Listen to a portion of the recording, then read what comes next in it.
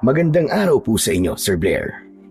At sa lahat po ng mga giliw ninyong tagapakinig at taga-suporta sa inyong mga YouTube channel na The Voice Addict at mga kwento ni Apong Isaac. Minsan ay may mga sandali na akala natin ay ordinaryo lang. Pero wala tayong kamalay-malay sa kung ano ang kahahantungan. Para bang final destination, ihahatid tayo sa isang tagpo na bigla-bigla na lang magpapataas ng ating mga balahibo. Mapapatanong tayo, paano tayong napunta sa ganoong sitwasyon? Paano kung hanggang doon na lang ang ilalagi natin sa mundo? May magagawa pa ba para makontra ang sandaling yon? Paano kung marami ang sangkot? Ano ang gagawin natin? Ganito po mismo ang minsan ay naranasan ko bilang isang konduktor ng bus. Ako nga pala si Jomar, 30 anyos. Hindi ko yan totoong pangalan. Itago na lang natin ang mga pagkakakilanlan ng lahat ng sangkot dito, pati na ang mga lugar na pinangyarihan. Natatakot po kasi ako na baka isa sa mga aswang na nakakaalam ng pangyayaring isasalaysay ko ay nakasubaybay rito at hanapin ako. Ayoko nang maulit ang minsang napaharap ang buhay ko sa kamay ng mga mababangis na aswang. Basta, taga-Visayas ako. Huwag na nating tukuyin kung saang probinsya o kung saang bayan at baryo. Kakahanap ko lang ng trabaho noon bilang isang konduktor sa isang bus company sa terminal sa lungsod. Matapos kong makapasa sa interview, ay pinapasok na kagad ako kinabukasan. Magkakaroon daw kami ng briefing at orientation. Ewan ko kung bakit may ganun pa. Napaka-formal pakiwari ko. Samantalang sa dating naging konduktor ako ng jeep, ay wala naman ganun. Sa bagay, magkaiba nga siguro ang kalakaran sa bus company at sa jeep lang. Maaga akong pumasok ng araw na yon. Nang nandun na ako, ay napag-alaman ko na hindi lang pala ako ang baguhan. 3 pala kaming bagong pasok na konduktor at may ilan ding bagong driver. Matapos ang briefing at orientation, ay nagkaroon kami ng palabunutan para sa pairings o kung sino ang magkakapartner na konduktor at driver. Ang napili kong driver ay ang 50 anyos na si Mang Oscar. Agad ako nitong nilapitan at nakipagpalagayan ng loob sa akin. Ikaw pala si Jomar, ang makakapartner ko. Sabi ko na nga ba eh. Alam mo, unang kita ko pala sa'yo kanina. Sabi ko sa sarili ko, baka ikaw na ang magiging konduktor ko. Hindi naman nagkamali ang kutob ko. Aba, ang lakas naman po pala ng kutob nyo. Bago rin po kayong driver, di po ba? Oo, kakapasok ko lang din.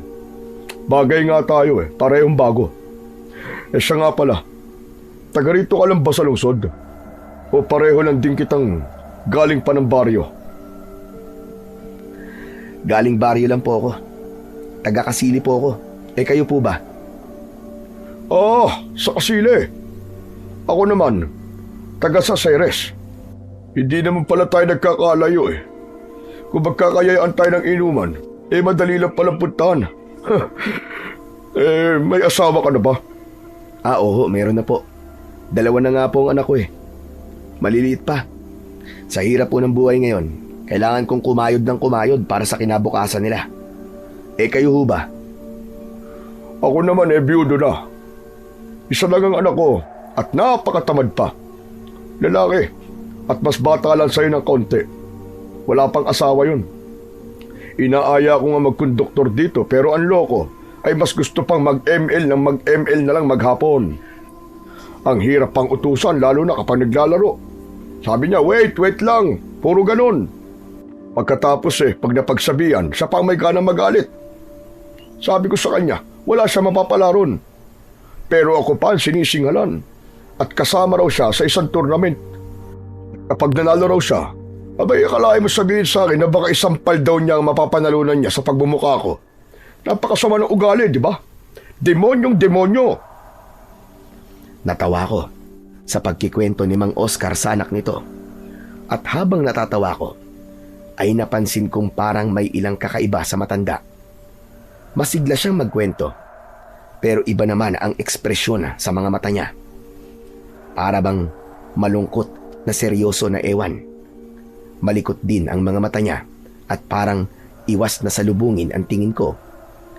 Medyo maitim din ang palibot ng mga mata niya. Hindi ko alam kung may sakit ba o ano. Hindi naman siya mapayat o maputla. Naisip kong siguro ay sadyang ganun lang siya. Iba-iba naman kasi ang tao. Individual differences, kumbaga. Nakakatawa naman po ang anak ninyo. Pero seryoso po. Marami na po talaga mga kabataang napapariwara dahil sa addiction sa ML o sa mga mobile game na yan. Ako nga po iwas na iwas Pati mga anak ko po ay bantay sarado ko. At baka may ML silang naka-download sa mga cellphone nila. Limitado rin po ang pagpapagamit ko sa kanila ng cellphone. Aba, di mabuti kung ganun.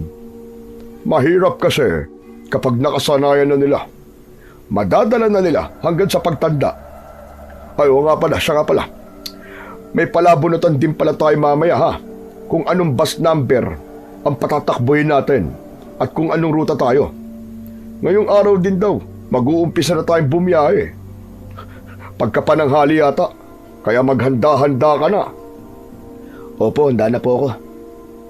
Baka mayan na lang din po ako kakain mamaya sa may karinderya sa tabi-tabi.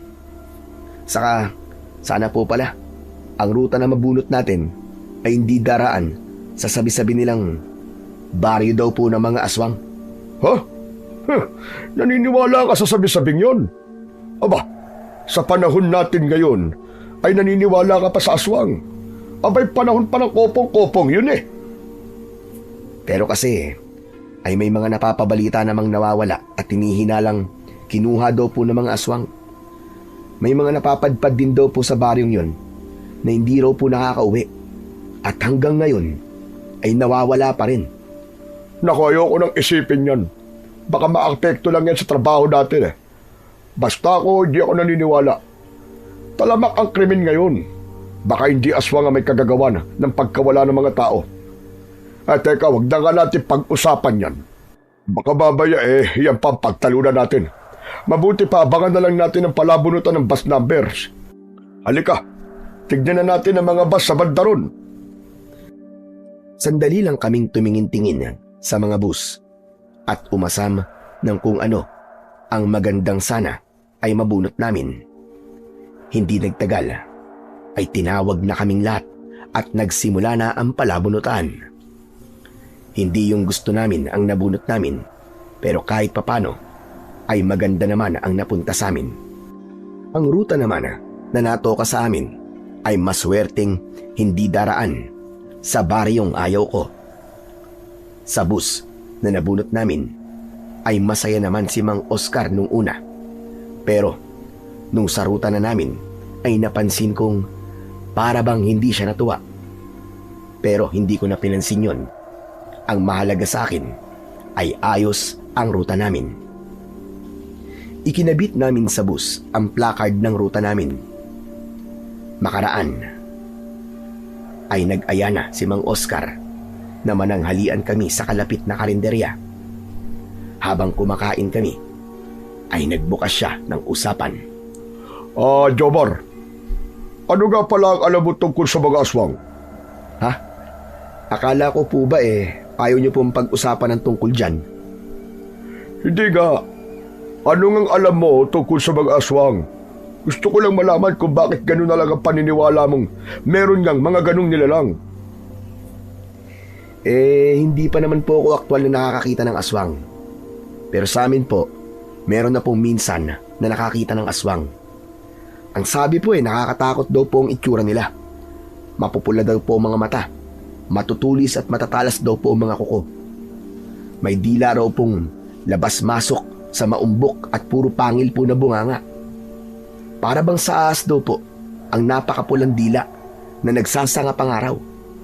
Nakakadiri nga daw po ang itsura ng malangis nilang balat at ang amoy po napakabaho na hindi po maintindihan kung amoy ipot ba ng manok o amoy langis ng nyog o amoy dugo. Basta, masakit at makatiraw po sa ilong. Nang sandaling yon, ay parang naamoy ko pa ang amoy na inilalarawan ko. Napasinghot tuloy ako sa direksyon ni Mang Oscar at parang sa kanya ito nagmumula. Pero agad din namang nawala ang amoy na yon dahil naman sa amoy ng ulam naming minudo at adobong manok. Napasinghot din si Mang Oscar sa sarili habang napapaisip. Biglang naging hindi kampante sa sariling amoy. Talagang napaamoy ka pa sa akin, ha? Anong akala mo sa akin? Aswang? Hindi naman po. Parang naamoy ko lang po kasi yung paglalarawan ko eh. Kayo ba, Mang Oscar? Talaga bang hindi kayo naniniwala sa mga aswang? Ewan ko ba? Basta, wag mo nang alamin kung bakit. Kung halimbawa pa lang aktwal na makaharap mo ang isang aswang. Ha? Anong gagawin mo, Jomar? Hindi ko alam eh. Pero malamang, nakakalabanin ko siya. Aba, ano naman laban mo sa isang aswang? Malakas yata ang aswang at matalas ang pandama. Isa pa, maliliksirin sila. Teka, Mang Oscar, hindi kayo naniniwala pero alam niyong malakas, matalas ang mga pandama at maliliksi sila. Ano po ba talaga? Abay, naguguluhan ako sa inyo ah. Yung kasi mga naririnig ko sa mga usap-usapan eh. Kaya ako, ito ang payo ko sa iyo. Kapag napaharap ka sa isang aswang, huwag mo na lang silang labanan. Takasan mo na lang sila kaagad. Tumakbo kang mabilis. Depende po siguro sa sitwasyon. Kayo ba? Ganun po ang gagawin ninyo? Tatakasan nyo na lang po yung aswang? Aba, parang karuwagan naman po yata yun. Abe, iisa lang ang buhay natin. Bakit ko naman ipagsasapalaran ang buhay ko sa harap ng aswang kung mas magiging ligtas naman ako kung tatakasan ko na lang, di ba? Mas mahalaga ang kaligtasan kaysa patunayang matapang ka. O siya. Tapusin na natin itong pagkain natin at nagdadagsaan na mga pasahero dito sa terminal. Ayan o, tignan mo. Dumadami na ang mga tao, aba. Bilisan na natin. Totoo ngang dumadami na ang mga tao sa terminal. Kaya naman, binilisan na namin ang pagkain namin. Mas naunang natapos si Mang Oscar. Ako naman, gawa ng hindi ako nag-agahan, ay talagang kinatkat ng katawan at hindi pwedeng hindi ako makakain ng sapat. Mang Oscar, mauna na po kayo sa bus natin. Susunod na lang po ako sa inyo. Kailangan ko pa kasing kumain ng extra. Hindi po kasi ako nakapag-agahan kanina.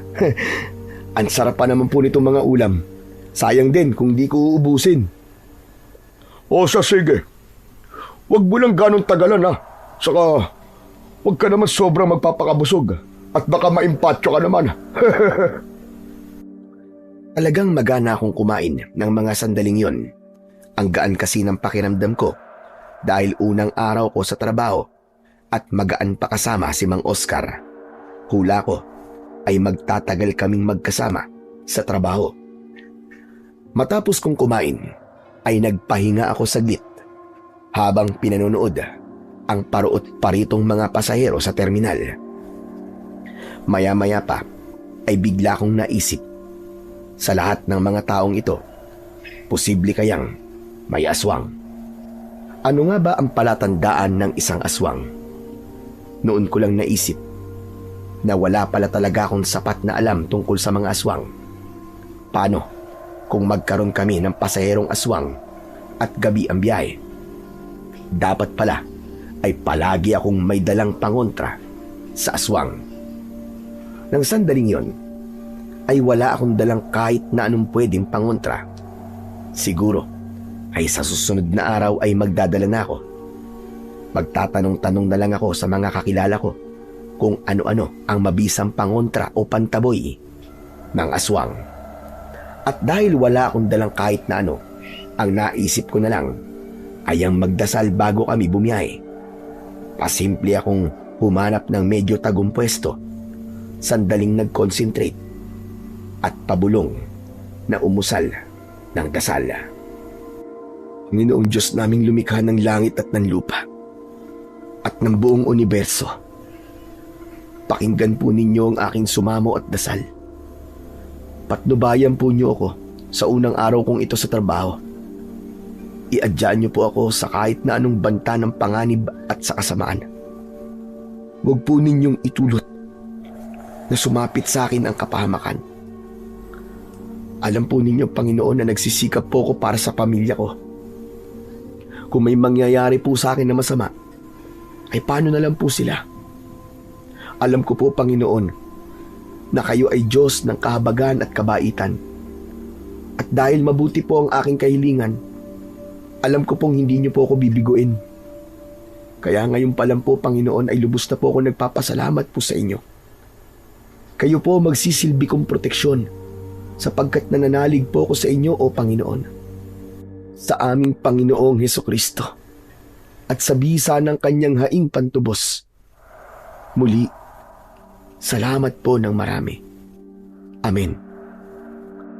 Matapos kong manalangin, ay nakaramdam kagad ako ng kakaibang kapanatagan ng loob. Ang nagagawa nga naman ng panalangin na ibubuhos mo sa Diyos ang iyong mga ikinakabahala. Pero syempre, ay kailangan mo pa rin kumilos ayon sa panalangin.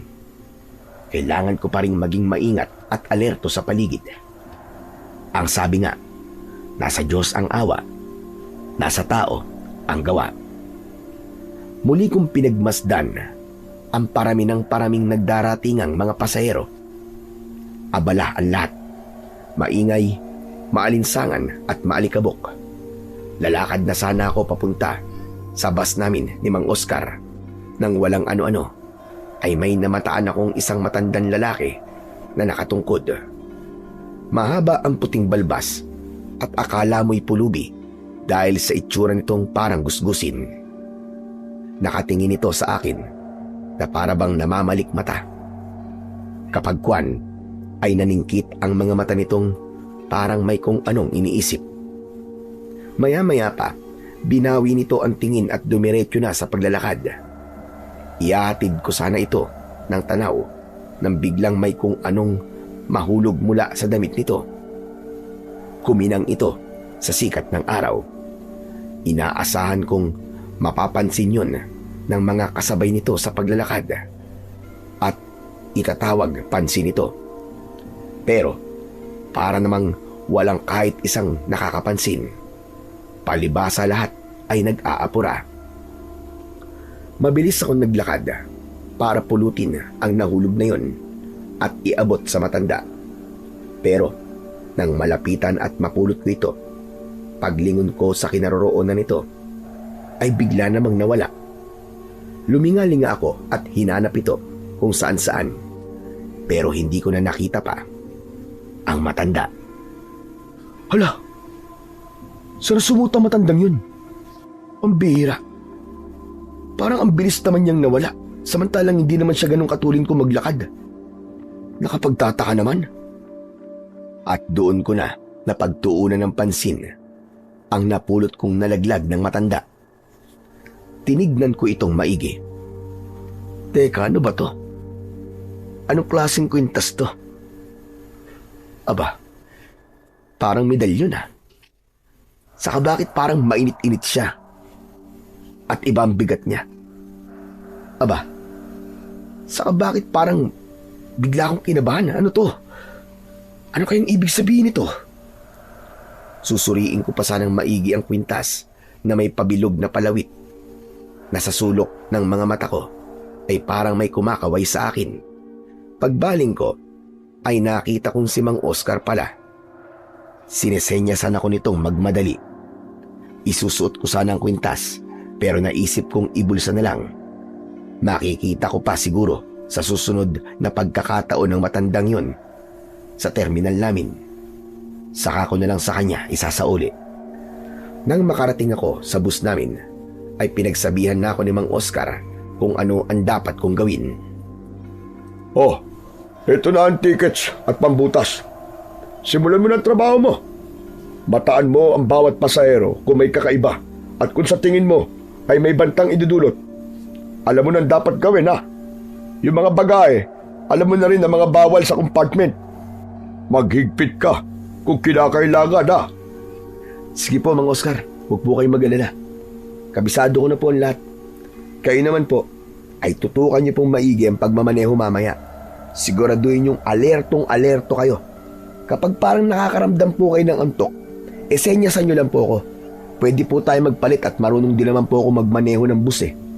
Aba, marunong ka rin pala magmaneho. Ay bakit nagkonduktor ka lang? Marunong lang naman po kahit papano. Pero kasi, wala pa po akong driving certificate eh.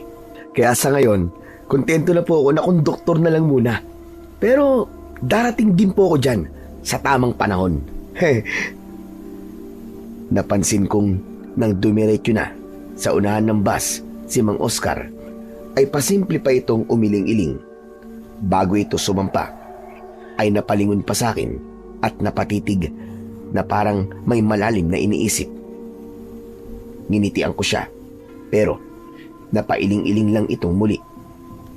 Sumampa na rin ako sa may pintuan ng bus. Pasimple muna akong sumilip sa loob bago magtawag ng mga pasahero. Nakita kong may mga 7 nang nakapwesto sa loob. May 2 mag-asawang matanda na magkatabi malapit sa pintuan. May isang ina at kandong nito ang 2 mga anak. Isang binabae na nagme-makeup pa at isang binatang pawis na pawis at ipinapaypay sa muka ang laylayan ng suot na t-shirt. At nagtawag na nga ako ng mga pasahero. Bilyaraman, bilyaraman, bilyaraman! Maluwag po! Sinluwag ng relasyon yung long distance! Sinluwag din ng tornilyo ng mga nasa mental! Bilyaraman, bilyaraman, bilyaraman! Napatingin sa akin ang ilang mga nagdaraan. Ang iba ay napataas na mga kilay. Ang iba naman ay natatawa. Pero baliwala sa akin yun dahil sanay na rin ako. Tuloy-tuloy lang ako sa pagtatawag. Okay dyan o! Bilyaraman, bilyaraman, bilyaraman! Oh!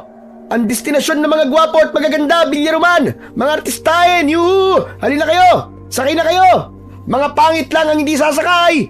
Promise! Bilyaraman, bilyaraman, bilyaraman! May ilan nang nagsisakay, mga 5. Kabilang ang isang matandang babae na kung makatingin sa akin ay para bang hinahalukay ang pagkatao ko. Hindi ko maintindihan ang ekspresyon ng mukha niya. Seryoso, pero nakangisi. Pagkasampa nito sa pinto ng bus ay nagulat pa nga ako nang salatin nito ang pamulsahan ko sa tapat. Talagang naiiwas ko ang harapan ko dahil akala ko ay dadakutin na talaga. Oops! Aba Lola, anong binabalak nyo? Huy, kapatid nyo yata si Apo Wang Uda. Hoy, tigilan mo ako ha. Mali ka nang iniisip mo. Hindi ako Manyakes. Saka hindi kita doon hihipuan. Para kasi may enerhiyang nagbubula sa bulsa mo. Ano ho? Enerhiya? Si Lola. Baka enerhiya ng kobra yan, Lola, ha? Ayoko nag-usapang ganyan. Seryoso ako.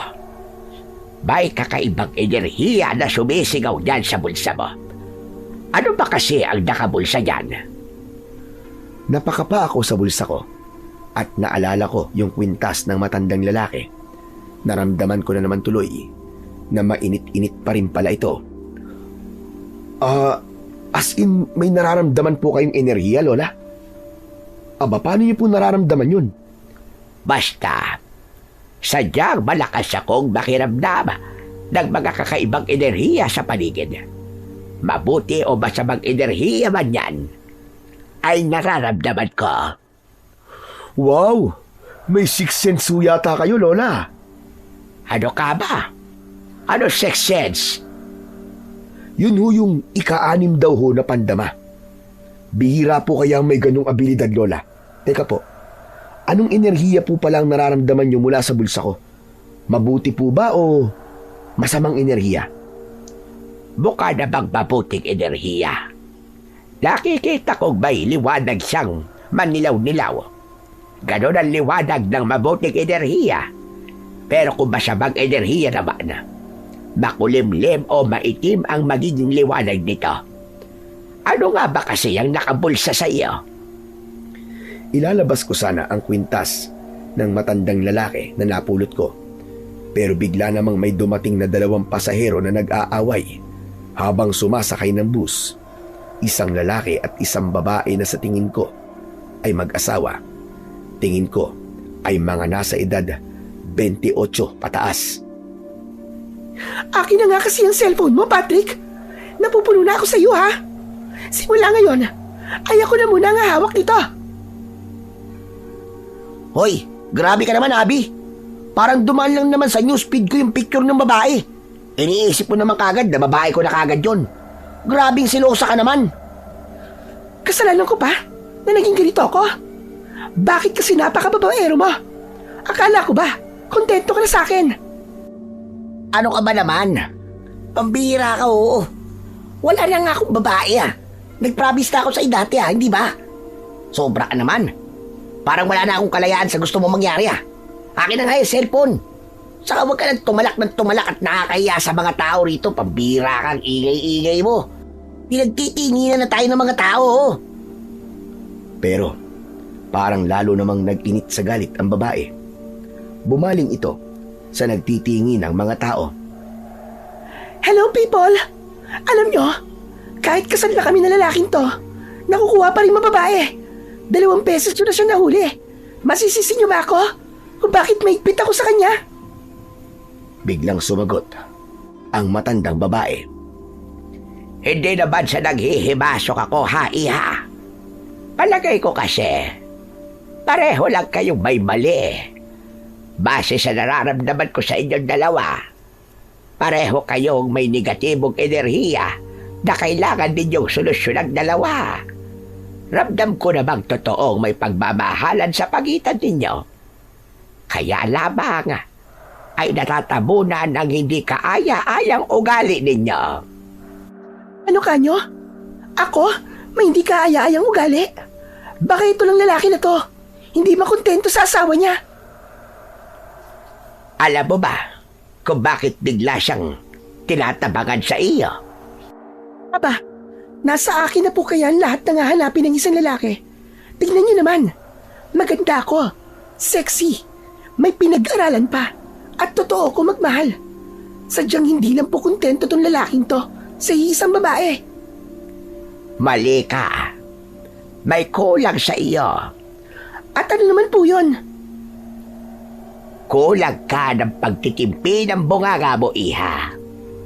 Palagi mo siguro siyang tinatalakan. Isa pa, kung kanyang may gusot kayo sa isa't isa, resolbahin nyo na kayong dalawa lang at hindi na kailangang isa publiko pa. Pareho lamang kayong mapapahiya. Sino naman po ba makakapagtimpi sa ugali ng lalaking yan? Saka ano po bang hindi kaaya-ayang nakikita nyo riyan? Siguro naman po, ay hindi lang po ang pagiging babaero niya ang nararamdaman ninyong diferensya sa kanya. Tama ka. Pareho nga kayong kulang sa pagpipigil. Diyan kayo nagkasiraan. Hindi ko lang alam kung maaayos niyo pa. Pero kasi, may nararamdaman akong pumipintig na isang bunga. Isang bunga ng pagiging padalos-dalos ninyo sa inyong relasyon. Kung ano man yon, ay hahayaan ko na lang na itong lalaki mo ang magpaliwanag sa iyo. Nakikita ko namang mahal talaga ninyo ang isa't isa. Kaya maayos pa siguro ninyo ang inyong hidwaan. Kailangan lamang ay marunong kayong magpigil ng inyong emosyon.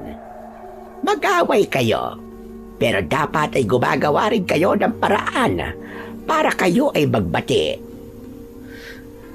Pagsabihan niyo po yan. O ano, Patrick? Hindi ka na nakapagsalita ah. Depensahan mo naman ang sarili mo. Hay nako. Ang mabuti pa ay tara nang pumasok sa loob ng bus at pagbabatiin ko kayo. Kailangan ninyo ng payo ko na makaranasan na sa usapang pag-ibig. Nakasimangot na ang ibang gustong sumakay. Hoy, konduktor! Pakibuhat mo na nga lang itong mga dala ko sa loob. Ikaw rin, ha? May sasabihin pa ako sa iyo mamaya. Ha? Sige o. O, pasok na kayo. Mga giliw naming pasero! Bilyaruman! Ang lugar ng mag-asawang nagrarambulan, pero may maraming matatandang mahusay magpayo at pumagitan! Ay, Diyos ko. Ano ka ba, konduktor ka? Sinisiraan mo ba o pinupuri ang lugar namin? Pareho po, Nanang. Ay, nako, ewan ko sa'yo. Siraulo! Pumwesto na ang matanda at ang mag-asawa sa gitnang bahagi ng bus, malapit sa pinto. Kaya naman ay hindi ako nahirapan gano na dalhin sa tabi ng matanda ang mga dala nitong mga bayong na hindi ko malaman kung ano-ano ang laman. Nababalot kasi ng mga tela. Pero may ilan akong nakitang nakausling mga dahon. Naisip kong baka mga gulay ang dala nito. Samantala ay patuloy ang pagsakay ng mga pasahero hanggang sa kaunti na lang ay mapupuno na. Kaya naman ay lalo kong sinipagan ang pagtatawag. Oh, Bilyaruman! May taga-Bilyaruman pa ba dyan? Konti na lang, babiyahe na po kami. Bakalas biyahe na po to. Mahirap na maabutan ng gabi, delikado. Bilyaruman! May nakita naman akong tatlong naghahabolang nagmamadaling makasakay. Pare-parehong alalang-alala na baka hindi makahabol.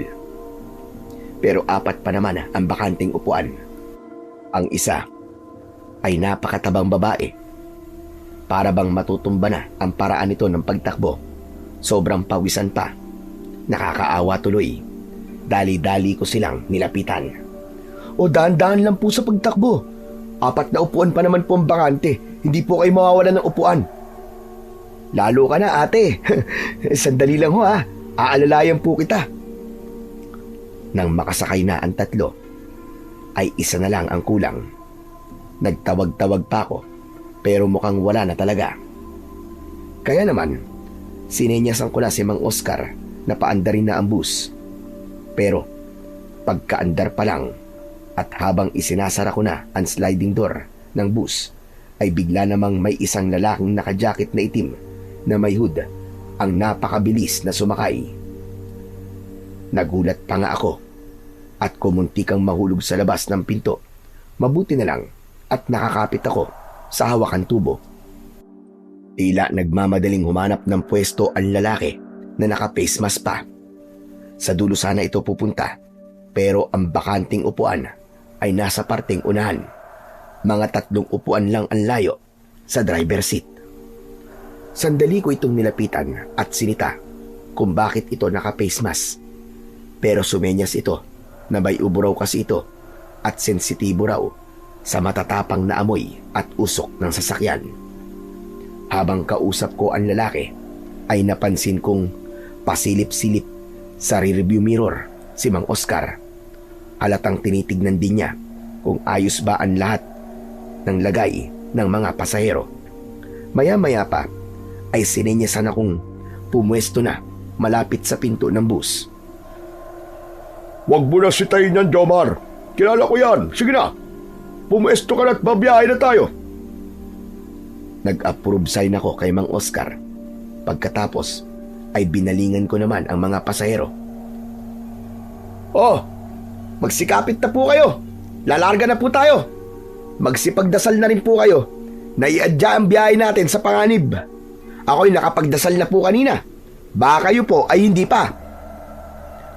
Napansin kong ang matandang babae na may 6th sense at ang katabi nitong 2 mag-asawa ay abala na kagad sa pag-uusap. Sandali ko silang inabala para ulitin ang sinabi kong mukhang hindi nila napansin. O kayo pong tatlo dyan, nakapagdasal na ba kayo? Aba, magdasal na muna kayo bago nyo ituloy ang balitaktakan nyo. Kayo nga pala, aling may sixth sense. Napakiramdaman na po ba ninyo ang lahat ng pasahero? Wala po ba kayong naramdamang may kakaibang enerhiya? Napakiramdaman ko na ang lahat. Kanina pa, iho.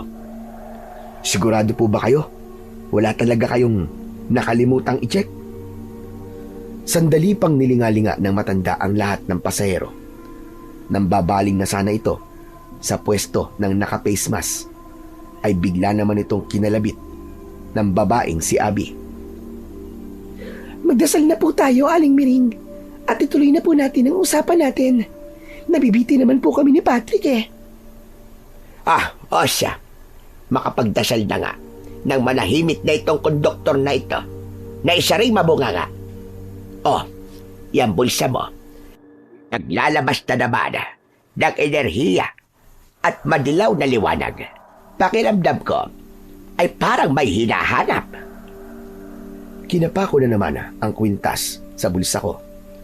Tulad ng dati, mainit-init pa rin ito. Parang medyo nakuryente lang ako nang bigla itong kumibot-kibot. Pero binaliwala ko lang.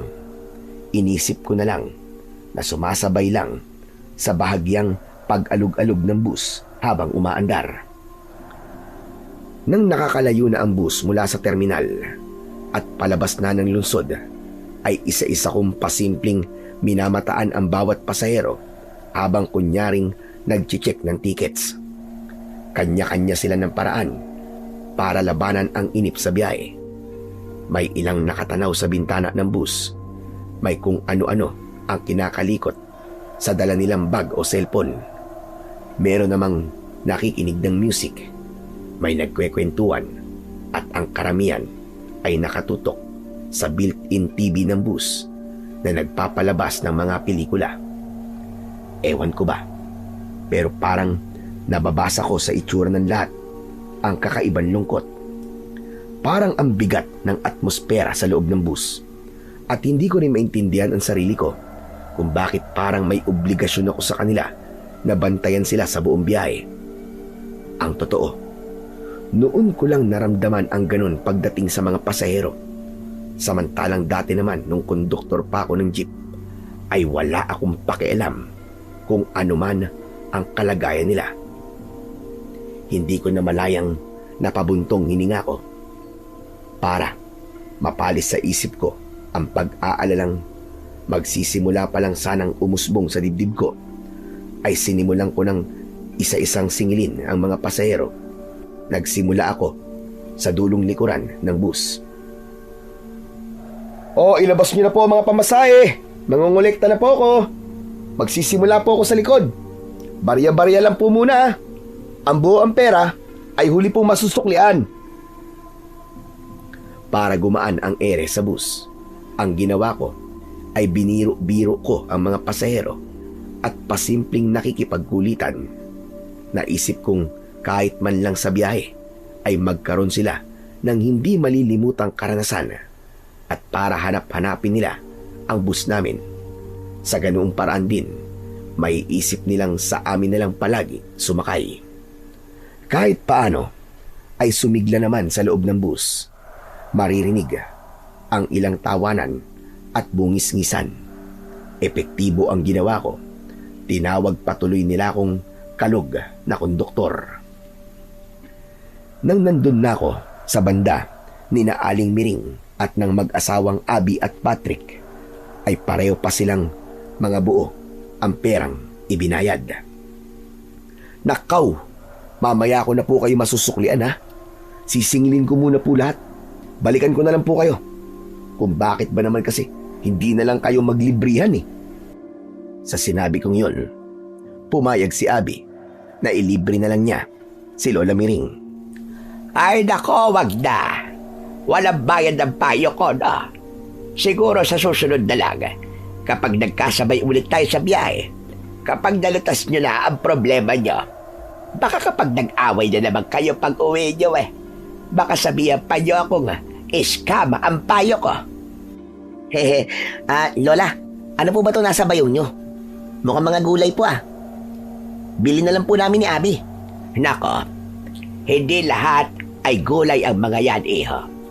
Mga herbal na itatanim ko ang karamihan dyan. Bigay sa akin ang pinuntahan kong albularyo. Alam nyo ba, pagontra pa pala sa aswang ang Iberiana. Alam nyo ba, yung sabi-sabing baryo raw rito sa atin, napugad daw na mga aswang.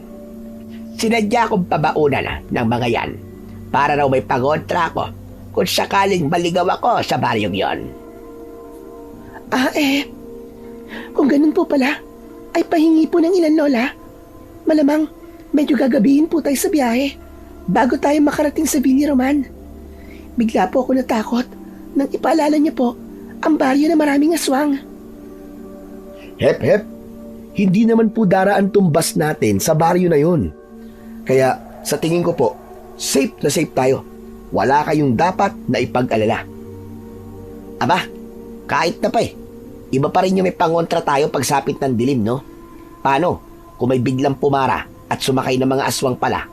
Malamang na matatakot na silang sumakay kapag daramdaman nilang may pangontra dito sa loob ng bus. Tama ang asawa ko. Kaya Lola Miring, pahingi na po kami ng herbal na pangontra sa aswang. O siya, bibigyan ko na nga kayo. Ikaw ba, konduktor? Ayaw mo ba bigyan din kita? Kayo ng driver, ang mas kailangan nito.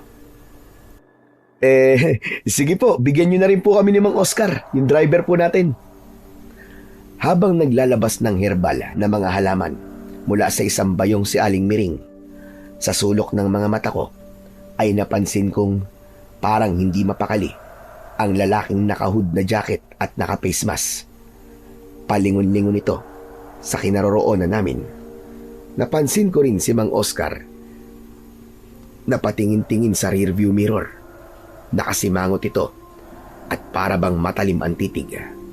Nang magtama ang tingin namin ay bigla nitong pinagliwanag ang muka at nginitian ako sabay senyas ng approve. Inisip ko naman na approval niya yon sa paghingi ko ng herbal na halaman kay Aling Miring. Matapos mabigyan ni Aling Miring ng pangontrang herbal ang mag-asawang Abby at Patrick, kasama na ang samin ni Mang Oscar, ay bigla itong natigilan nang may napansin sa bandang unahan ng bus.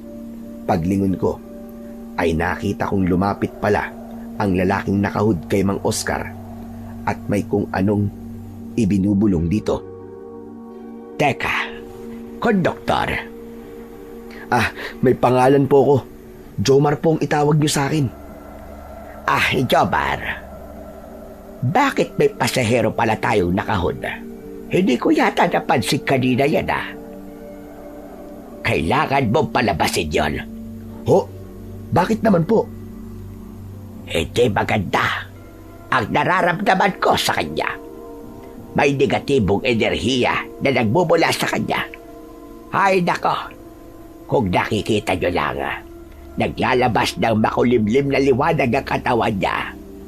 Mukhang may hindi magandang gagawin ng isang yan. Maniwala kayo sa akin. Sigurado po ba kayo dyan, Aling Miring? Hala, nakakaramdam po kayo ng ganun, Lola Miring? Bakit kami? Wala naman po kami nararamdaman ganun. Sa amin po ba ni Patrick? May nararamdaman din po ba kayo? Sa inyong dalawa ay wala naman. Ang nararamdaman ko lang sa inyo ay yung mga nasabi ko na sa inyo kanina. Ikaw, Patrick, siguraduhin mong pag-uwi nyo ay ipaliwanag mong maigi dito kay Abby yung naramdaman ko sa iyo. Huwag po kayong mag-alala, Lola. Sisiguraduhin ko pong magkakaunawaan po kami. Disgrasya lang naman po yun Disgrasya? Anong ibig mo sabihin sa disgrasya?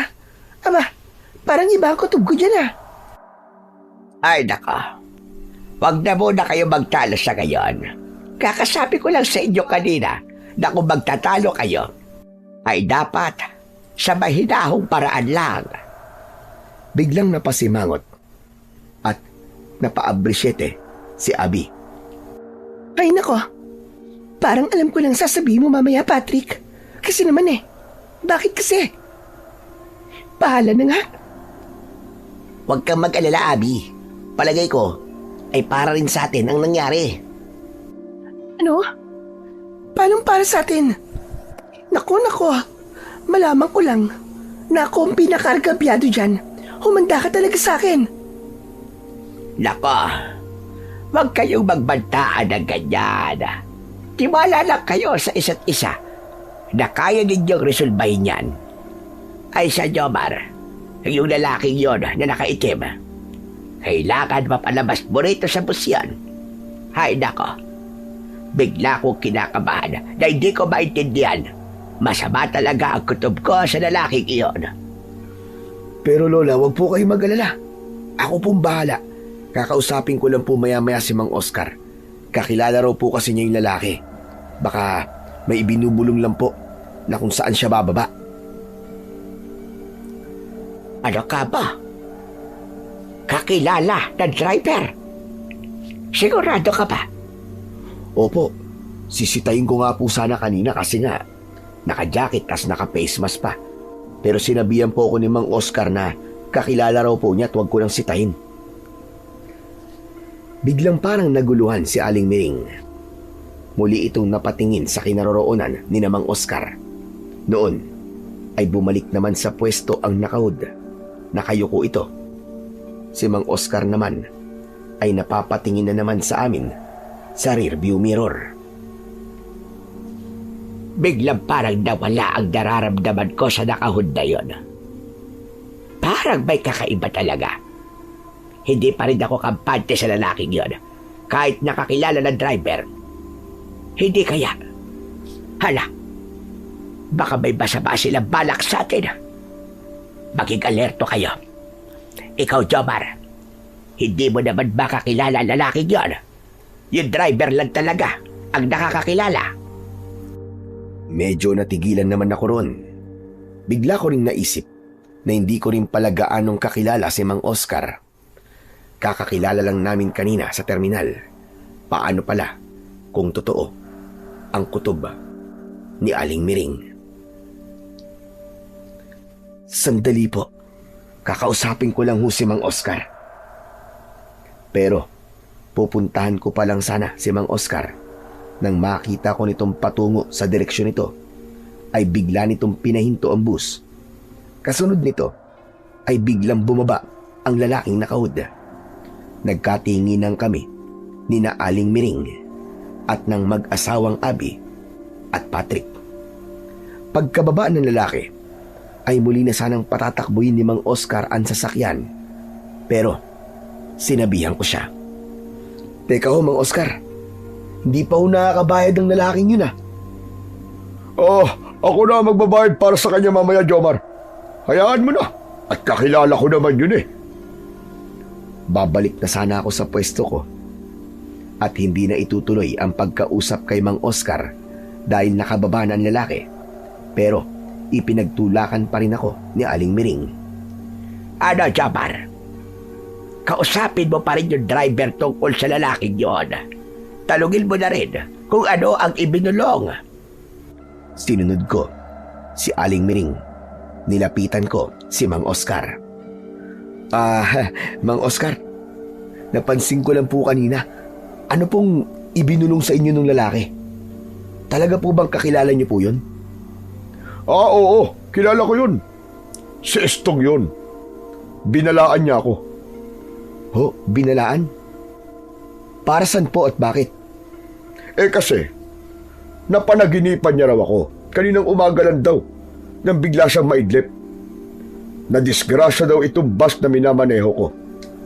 Sinabihan niya akong iligaw raw ng kaunti ang ruta para raw makontra ang panaginip ko. Teka, ikaw muna rito saglit at ibabaligtad ko lang itong damit ko. Kailangan ko rin daw ibaligtad itong damit ko Ako saglit ang nagmaneho ng bus habang nakakunot ang noo ko. Paanong hindi ako mapapakunot? Pagkahawak na pagkahawak ko kasi sa manibela ay biglang may matinis na umugong sa kanan kong tenga. Bigla akong kinabahan. Pagkakaalam ko kasi, kapag biglang may umugong na matinis sa tenga mo, ay babala raw yun na may hindi inaasahang mangyayari. Naisip kong totoo yata ang sinasabi ni Mang Oscar. Ikaw, Jomar, ano naman yung ibinigay sa'yo na matandang babae kanina? Sinabihan din ako ni Estong na mag-ingat daw tayo sa matandang yon. Baka yun ang malas sa atin sa biyaheng to Kung ano man ang ibinigay niya sa'yo, ay huwag mong tanggapin. Saka pwede ba? Huwag na huwag kang tumabi sa kanila. Layuan mo sila. Saka kung sakaling may mangyaring hindi maganda, unang-una mong iuhulog palabas ng bus ang matandang yon. Total, ay malapit lang naman siya sa pintuan. Napasimangot ako at napaisip sa sinabi ni Mang Oscar. Noon ko lang napagtanto na parang magkasalungat silang dalawa ni Aling Miring. Makaraan ay bigla kong napaigtad nang maramdaman ko sa bulsa ko ang pagkibot ng kwintas. Kasunod nito ay parang gumapang sa balat ko ang init nito.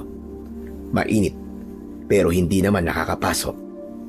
Kinilabutan ako nang mapagtanto kong hindi lang basta gumapang ang init ng kwintas. Sa halip ay kumalat ito sa buong katawan ko. Tapos pa ay parang may nagtutulak sa akin na balikan si Aling Miring. O ayan nabaligtad ko ng damit ko. Palit na ulit tayo ng pwesto. Nang magdikit ulit ang mga katawan namin ni Mang Oscar, nang magpalit kami ng pwesto, ay napansin kong para siyang napaso sa akin. Nagtatakang napatingin siya sa akin at napasimangot. Bakit po, Mang Oscar? Bakit ganyan po kayo makatingin sa akin? Wala. O siya, sige na, bumalik ka na sa pwesto mo. Pero binabalaan kita Huwag na huwag ka nang lalapit sa matandang babae na yon. May masamang espiritu yatang nagbabantay sa babaeng yon. Hayaan mo at ililigaw ko ng kaunti ang ruta natin. Tignan natin kung uubra ba ang masamang espiritong nasa kanya. Teka pala, Mang Oscar. Sang ruta tayo liliko? Basta ako na bahala. Basta sisiguraduhin kung biyaheng langit tayo ay biyaheng kakontra sa napanaginipan ni Estong. Sige na. Ituloy mo na rin ang paniningil at mamaya naman ako ang maniningil. Ha? Ano? Kayo maniningil? Oo, ibig ko sabihin sisingilin ko yung maling signos ng panaginip ni Estong. Nako, baka maisipan yung duman sa baryo ng mga aswang, Mang Oscar. Huwag kayong magkakamali at ako ang unang-unang aangal. Oo, huwag ka mag-alala. Madali naman akong pasunurin Saka, teka, hapon na pala. Malapit na magtakip silim. Nako, kailangan ko na madiliin ang pagbiyahe para makarating na kagad tayo sa dapat natin patunguhan. Medyo nainis ako sa paraan ng pagsasalitang yun ni Mang Oscar. Pero inisip ko na lang na baka sadyang ganun siya kung minsan. Itutuloy ko na sana ang paniningil sa mga hindi ko pa nabigyan ng tiket. Pero pagtalikod ko pa lang kay Mang Oscar, ay namataan ko na kagad si Aling Miring na sinisenyasan akong lumapit para bang pinagmamadali pa ako. Pero sandali kong pinag-isipan ang sinabi sa akin kanina ni Mang Oscar tungkol sa matanda. Nagdadalawang isip patuloy ako. Dahil naman dito ay parang nainip si Aling Miring. Ito na mismong tumayo at lumapit sa akin. Hinila ko nito papunta sa kanilang kinauupuan. Napansin ko namang galit na nakatingin sa amin si Mang Oscar sa rearview mirror nang mapalingon ako sa banda nito. May bago na naman ako naramdamang kakaiba, Jomar. Diyos ko, kinakabahan ako. Pabulong ang pagkakasabi nun sa akin ni Aling Miring habang pasimple itong lumilingon sa kinaroroonan ni Mang Oscar. Para bang may kung ano itong kinatatakutan. Ho, ano pong naramdaman nyo? May negatibong enerhiya na naman po ba rito sa loob ng bus? Oo, Jomar. At alam mo ba, Yung driver mismo ang nagtataglay ng negatibong enerhiya. Nakikita ko sa palibot ng katawan niya ang maitim at malamlam na liwanag na may halong pula. Ano ho? May halong pula? Ano pong ibig sabihin kapag ganun? Diyos ko, ibig sabihin doon ay katakot-takot na panganib ang sasapitin natin sa kanya. Ang kulay itim ay kasamaan o kampo ng dilim. Ang pula naman, ang alam ko ay nagbabadya ng matinding puot at pag-iiganti. Delikado kapag nagsama. Maya-maya pa ay biglang nanlaki ang mga mata ni Aling Miring nang may mapansin sa labas ng bus. Sumilip-silip pa siya sa labas ng bintana. Pati tuloy ako ay napagaya. Teka, Jomar, bakit parang lumiliko ang boss? Parang hindi na ito ang daan papunta ng Villaroman. Tignan mo naman. Ha? Oo nga. Sinadya po talaga ni Mang Oscar eh. Medyo babaguhin daw po niya ang ruta dahil sa panaginip po nung lalaking nakahood kanina. Mangyaring ang sabi, maaaksidente raw tayo kapag hindi niya po iniliko o binago ng ruta. Tignan niyo, nakabaligtad pa nga ang damit niya eh. Pero ano ba yung tasos pariyasan? Diyos ko pa! Maya-maya pa ay nasapo ni Aling Miring ang magkabilaan itong mga tenga at napapikit ng mariin. Naipaling-paling niya ang ulo na para bang may iniindang masakit o ano. Ano ba nangyayari sa inyo, Aling Miring? Ayos lang po ba kayo? Bigla ko nakarinig ng matinis na ugong sa tenga ko, iho.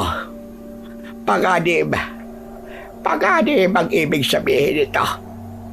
Nasa panganib tayo sa sandaling ito. Ho? Ako rin eh. May narinig ako kanina na ganyan tunog.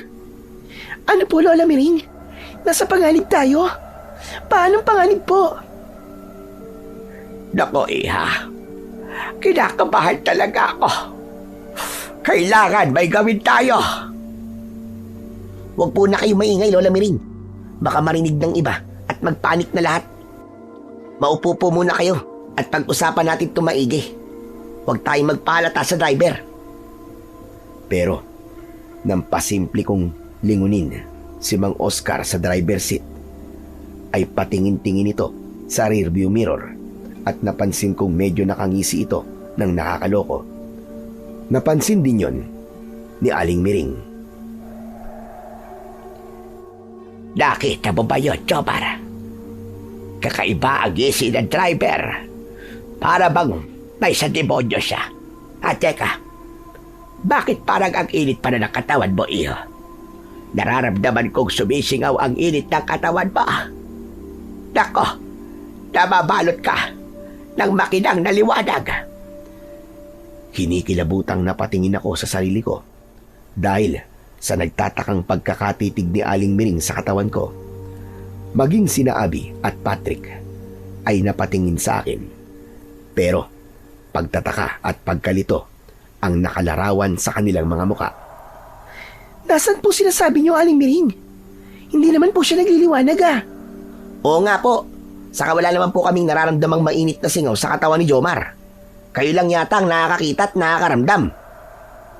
Oo, Patrick. Ako lang talagang nakakaramdam at nakakakita. Sa Jomar, ang bulsa mo pala. Naglalabas din ang kakaibang sinag. Kapain mo nga. Ilabas mo na kaya. Palagay ko, ay ikaw ang makapagliligtas sa amin sa panganib na nakaamba sa bus na ito. Nang dudukutin ko na ang kwintas, ay nagulat pa kami nang biglang pinabilis ni Mang Oscar ang takbo ng bus. Kasabay nito ay napasigaw ito. Lumapit kayo! May mga hold-upper sa unahan natin na tumatarget na mga pampasayerong jeep at bus. Kailangan kong paspasan para hindi nila tayo mapahinto. Kumapit kayo maigi! Kapit! Biglang nagpanik ang mga pasahero. Nagkanya-kanyang kapit sila at hanap ng mapagtataguan. Nang makita nila sa harapan ng bus ang tinutukoy ni Mang Oscar, nang silipin ko ay totoo nga. May ilang armadong kalalakihan sa unahan at nag-aabang ng sasakyang maho-hold up. Aling Miring, Abi, Patrick, magsiyuko kayo. O kaya dumapa na kayo. Baka magpaputok sila ng baril. Di ba? Ay, Diyos ko. Ito na yata ang panganib. Yung nasa bulsa mo, iho, ilabas mo na. Baka sakali ay yan ang puprotekta sa atin. Kung magpaputok ang mga lalaki sa labas, baka agibat yan. Akala ko po ba ay si Mang Oscar po ang banta sa atin, Aling Miring? Oo nga pala. Sa kanya ko nga pala nakikita ang makulimlim na liwanag. Pero baka mamaya ay kasama na rin ito. Kaya alerto ka, Jomar. Ay! Inaharurot na nga ni Mang Oscar ang bus at nilagpasan ang grupo ng mga armadong kalalakian. Hindi ko alam, pero habang humaharurot ang bus, ay parang may bumubulong sa akin na sumilip sa bintana. Sakto pang namataan ko ang isang armadong lalaki na nakatutok ang baril sa bus. Nanlaki ang mga mata ko sa natuklasan. Hindi ako maaaring magkamali. Ang lalaking yun ay walang iba, kundi ang kakilala raw ni Mang Oscar na si Estong, yung lalaking nakahud at naka-face mask na bumaba bandang una. Anak ng, alam ko na to. Ito'y isang pakana, isang sabuatan. Ano ka ba? Ano sinasabi mo, Jomar? Palagay ko po, ay hindi totoong mga holdaper ang nilampasan natin, Aling Miring. Tinutukan lang tayo ng baril, pero hindi nagpaputok. Saka, nakita ko yung lalaking nakahud na sakay nitong bus kanina. Planado po ang bagay na to, Aling Miring, sa buwatan. Ano? Paano planado? Naku, ayoko ng ganito. Ano na mangyayari sa atin? Ano na mangyayari sa atin ngayon? Relax ka lang, Abi. Nandito ako para protektahan ka. Puprotektahan ka namin ni Jomar. Di ba, pare? Kailangan nating gumawa ng paraan. Kailangan nating maging handa at kailangan nating malaman kung ano ang totoong pakay ni Mang Oscar. Dahan-dahan kaming muling nagsiunat ng pagkakaupo. Ako naman ay tumayo at tinanaw sa labas kung nasaan na kami. Sakto namang papasok na kami sa isang arko at nabasa ko ang nakasulat sa tuktok nito. Napamura talaga ako ng malakas nang mapagtanto ko kung nasaan na kami. Anak ng putya! Nandito na pala tayo sa baryo ng Kinubot! Ano ka ba? Nagsitanaw din sa bintana sina Aling Miring, Abi at Patrick. At pare-parehong nanlaki ang mga mata. Diyos ko pa, bakit dito tayo dumaan? Balwante na ito ng mga aswang. Hayop na driver na yan. Sinasadya yata dito dumaan. Madali ka, Jomar. Ipasara mo sa mga pasahero lahat ng bintana. Ipalak mo ng maigi, pati yung pinto. Ilak mo rin, bilisan pa. Nagmamadali ko namang sinunod ang utos ni Aling Miring. Nagpatulong pa ako kina Abi at Patrick. Maging si Aling Miring ay kumilos na rin. Ang laman naman ng mga bayong na dala, ang hinalungkat. Inilabas nito ang maraming herbal na pangontra at isa-isang nagpamigay sa mga pasahero. Ang mga herbal na ito ay pagontra sa aswang. Kapag may aswang na kung sakaling makakapasok, ay hampasin ninyo yan nang walang tigil at lalayuan nila kayo. Hoy, kayo riyan! Huwag kayong tumugaga. Kumuha na rin kayo sa bayong ko. Bilisan niyo habang hindi pa naglalabasan ang mga aswang. Kailangan walang makuwang kahit sino sa atin ang mga aswang. Nang matapos naming maisara ang lahat ng mga bintana at ang pinto, ay muli kaming sinigawan ni Mang Oscar habang nakatingin ito sa rearview mirror. Welcome to Baryo Kinubot! Humanda kayo. Ihinto ko ang bus kapag nasa kalagitnaan na tayo ng baryo! Sinagot ko si Mang Oscar. Mang Oscar, bakit nyo kami dinala dito? Anong ibig sabihin nito? At tuluyan na ngang pinatay ni Mang Oscar ang makina ng bus. Tumayo ito at sinenyasan akong lumapit dito. Lumapit ka rito, Jomar. At may sasabihin at ipapaliwanag ako. Bilisan mo! Kikilos na sana ako, pero bigla akong pinigilan at binulungan ni Aling Miring. Huwag, Jomar. Huwag kang lalapit sa kanya. Tandaan mo, Nakikita ko sa kanya ang maitim na liwanag at nararamdaman ko ang negatibong enerhiya mula sa kanya. Baka may binabalak siya sa iyo.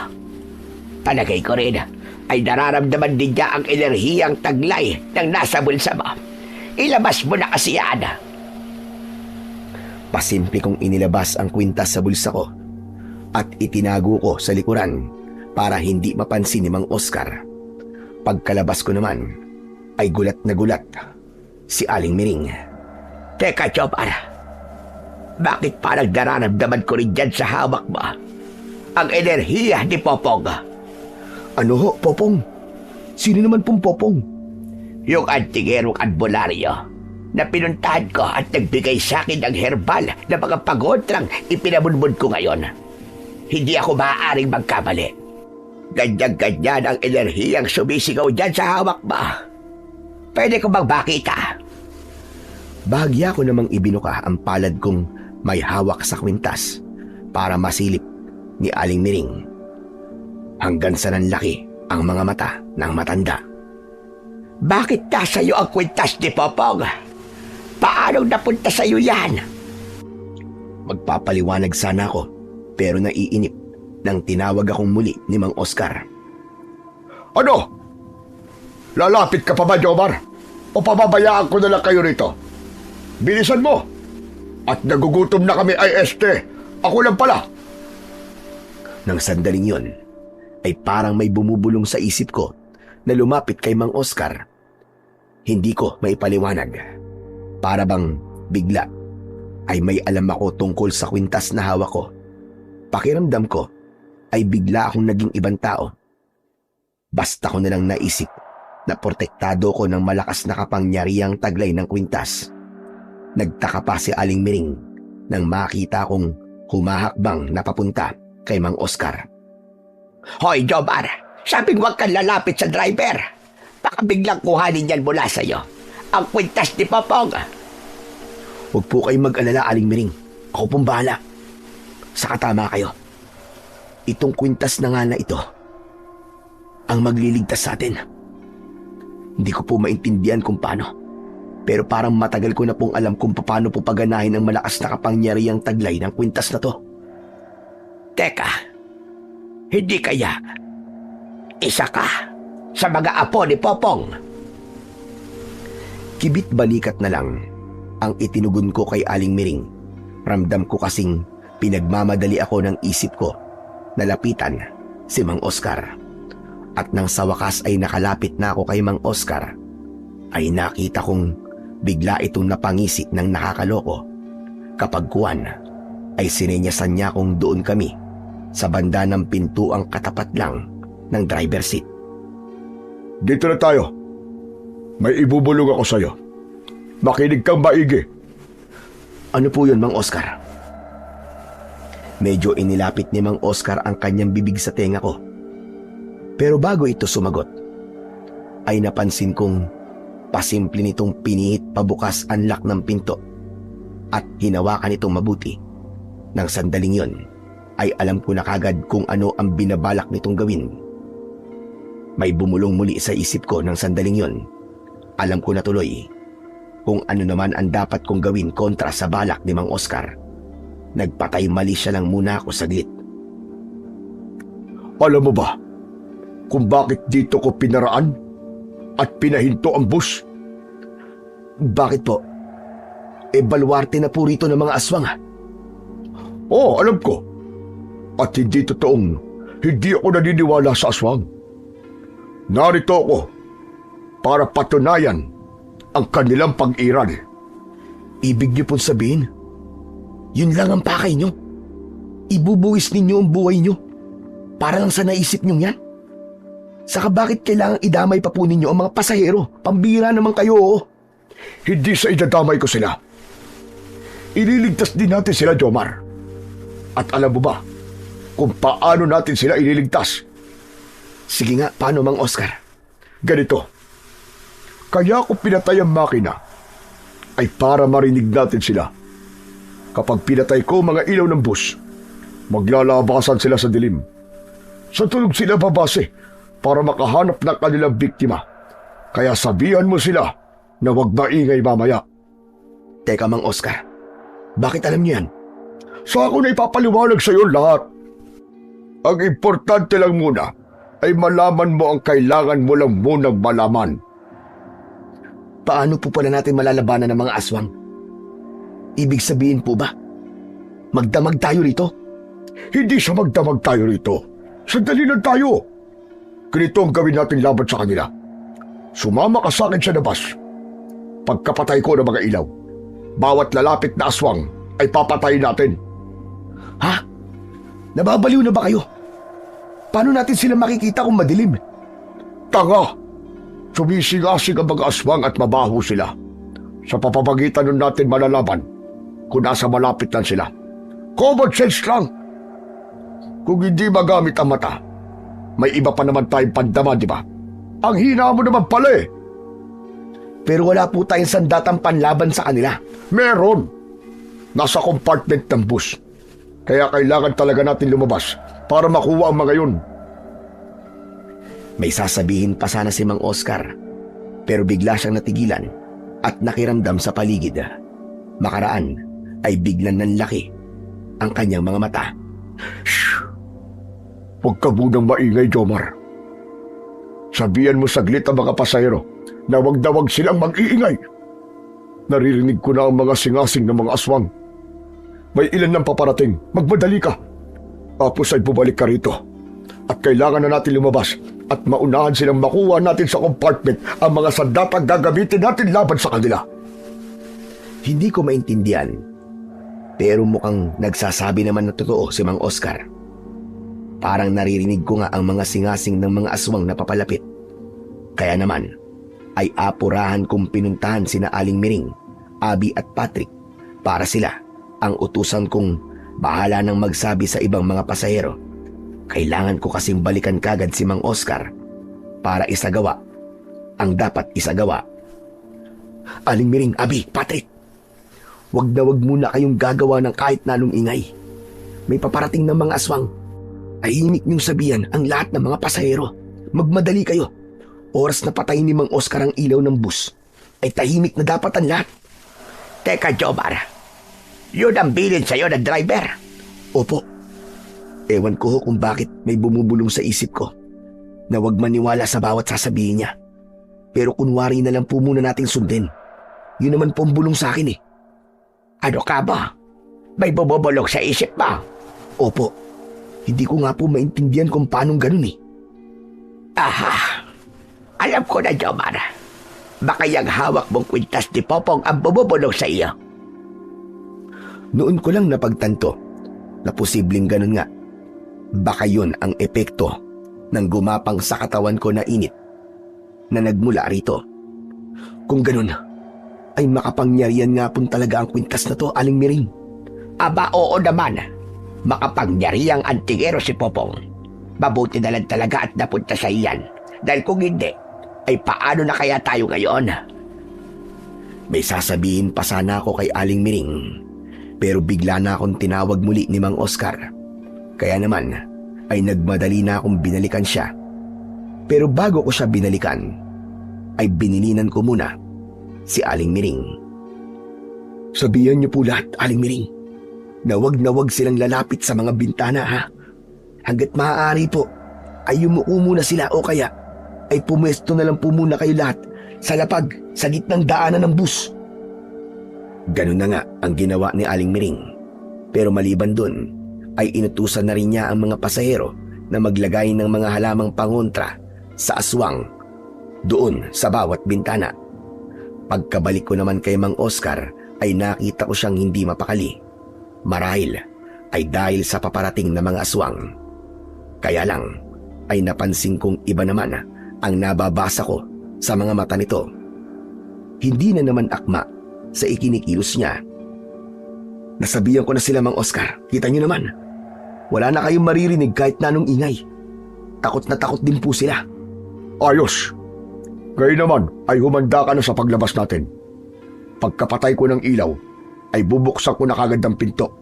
Sa compartment kagad tayo dumiretso. Bigla ko natigilan ng sandaling yon nang may parang bumubulong na naman sa isip ko. Sinasabihan akong isuot ang kwintas. Pagkasuot ko naman ito, ay naramdaman kong kumibot-kubot ito nang lumapat sa dibdib ko. Sumunod ay inuutusan ako ng tinig na huwag totohaning lumabas. Sa halip ay kunwari ko lang nabuksan at isara ang pinto. Gigilid daw ako para hindi naman mabangga ni Mang Oscar kapag lumabas na rin ito. Pagkalabas naman ito ay pagsarahan ko raw ng pinto. At gano'n na nga ang nangyari. Pagkapatay ni Mang Oscar na mga ilaw ng bus ay kunwari na akong lumabas. Agad namang sumunod na lumabas si Mang Oscar na mahinang bumubungis-ngis at may ibinubulong sa sarili na narinig ko pa na hindi ko alam kung bakit. Ayos, masunuring bata. Ngayon ay wala nang makakahadlang pa sa amin. Humanda kayo ngayon. Magpipista na naman ang Baryo Kinubot. Nagulat ako ng sandaling yon. Nang kahit napakadilim na, ay para bang nakikita ko pa rin si Mang Oscar sa labas ng pinto ng bus.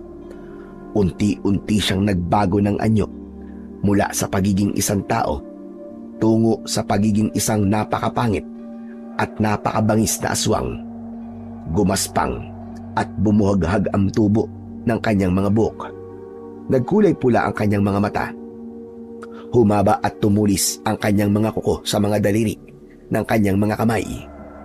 Namintog ang kanyang mga muscle sa katawan. Ang mga ugat din niya ay bumakat na para bang kumikislot-kislot na mapipintog na mga uod, at ang kulay ng kanyang balat ay nagkulay kayumanggi na may halong pula at naglalangis. Umalingasaw din sa hangin ang napakabaho niyang amoy. Amoy ipot ng manok na amoy bulok na langis ng nyug at amoy malansang dugo. Matapos niyang mag-anyong aswang, ay malakas siyang umatungal na para bang alulong. Parang nagtatawag siya ng iba pang mga aswang. Dahil dito, ay narinig ko rin ang nakakakilabot na mga atungal na unti-unting nagdadatingan sa paligid. Kinilabutan ako nang nakikita ko ang kanilang pagdadatingan mula sa di kalayuan. Patay! Nagdadatingan na ang mga aswang. Paano nang gagawin namin ngayon? Mukhang pagkukumpulan nila tong bus. Malamang nasisirain nila ang bus para sila makapasok. Kailangan mapigilan ko sila. Pero nung gagawin ko, paano? Hindi ko na malayang napakalakas pala ng pagsambit ko na akala ko ay sa isip ko lang. Narinig tuloy yun ni Mang Oscar. Jomar, nasan ka? Hindi ka pala lumabas na lintik ka. Inisahan mo pala ako. Pues, lagot ka sa amin ngayon. Mga aswag, lusubin natin sila at pasukin! Dahil narinig ng mga pasahero ang mga atungal ng mga aswang, ay nagsimula silang matakot. Nagpanik at nag-iyakan.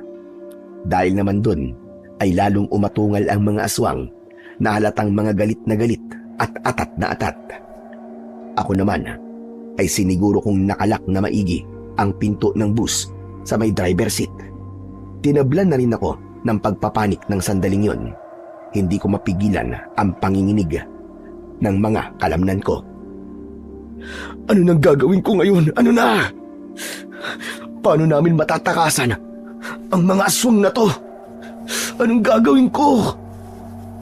Lalong nanginig ang katawan ko. Nang walang ano-ano, ay narinig kong may nagbubukas ng compartment ng bus. Malamang na si Mang Oscar yon. Nang maisip ko ang mga sandata raw sana namin doon, ay kinilabutan ako. Naisip kong baka yun ang gamitin nilang pambasag sa mga salamin at pintuan ng bus. Naku po, nalinti ka na. Hindi. Hindi nila kami dapat mapasok dito. Panginoong Diyos namin sa langit, tulungan niyo po kami. Nakikisuyo po kami. Wala po kaming ibang maaasahan kundi kayo lamang po, o Panginoong Diyos. Paano na po ang mga mahal namin sa buhay na naghihintay sa amin? Idudulot mo bang lapain na lang kami ng walang kalaban-laban ng mga aswang na to? Huwag naman po, Panginoon. Huwag mong biguin ang panalangin namin sa iyo, Panginoon. Tulungan niyo kami. Matapos kong manalangin, ay nakaramdam ako ng kakaiba sa sarili ko. Muling uminit ang suot kong kwintas at ang init nito ay sumanib na sa buo kong katawan. Bunga nito ay unti-unting nawala ang panginginig ng mga kalamnan ko. Sumunod ay narinig ko namang may bumubulong sa isip ko. Inuutusan akong sindihan uli ang mga ilaw ng bus.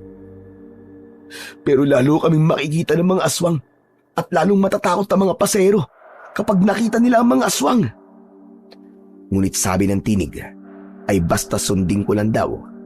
Ang totoo raw ay nalaman ng kapangyarihan ng kwintas ang kahinaan ng mga aswang sa baryo Kinubot dahil sa mga sinabi kanina ni Mang Oscar.